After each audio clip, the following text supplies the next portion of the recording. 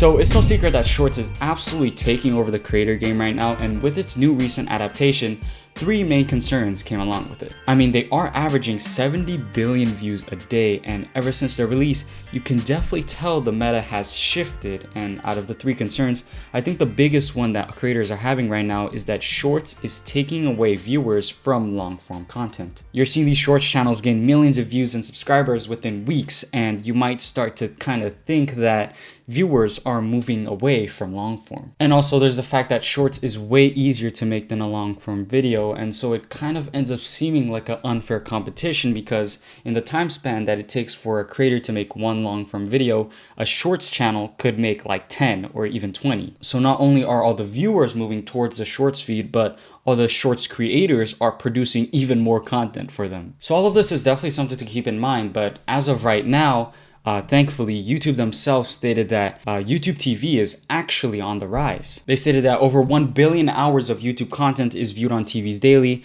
and TV is actually now the primary device for YouTube viewing in the US. And so with this information from YouTube themselves, it does seem like long-form creators are safe, at least for now, even though they did say that people are watching Shorts on TV. So I'm kind of curious as to what the percentage of watch time from TV actually comes from Shorts, because if much of the TV watch time is actually coming from Shorts, then that's a big concern for creators, but that also means our attention spans are cooked. Speaking of attention spans, that's another concern here, because if our attention spans are actually getting shorter, what is that doing to our brains, and how will that affect what forms of entertainment we end up seeking out in the future? I mean, I guess this is more of a general health concern, but I think this is something that creators still should be considering and thinking about, because at the end of the day, viewers are who you're trying to reach, and so knowing what they'll be gravitated to and what they are gravitating to now and how they are changing, that definitely will impact your content and your success in the future. I guess this does come back to the point that I was talking about before, being the meta shifting, because it does bring up the question of if our shortening attention spans could mean that long form content will eventually be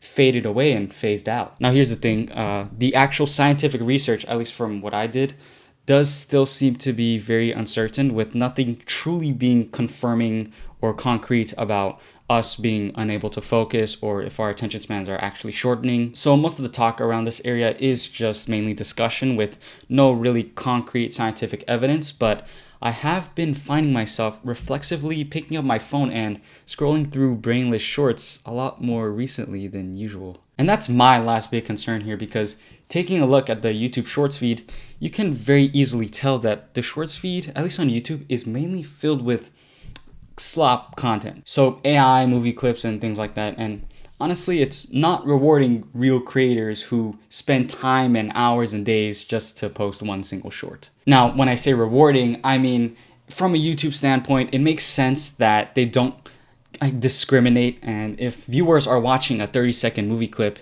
that was AI generated in 2 minutes, but the viewership is higher on that than someone who spent like 10 hours on their short, then it would make sense for them to push out the more AI content generated video.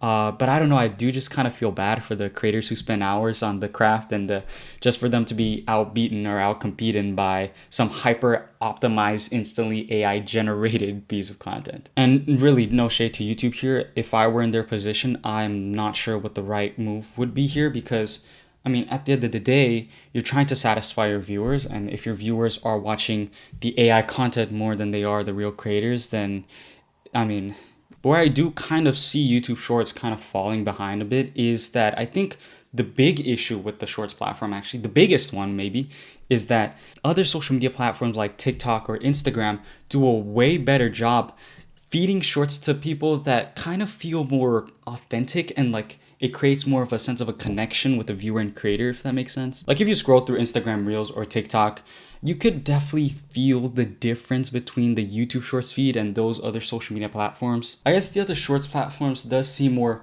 authentic, and like there's an actual creator behind the video, while YouTube Shorts, it just kind of feels like a dump of everything that's being posted to the platform. But then again, YouTube isn't really a social media platform, and it's not really like a high budget show platform either.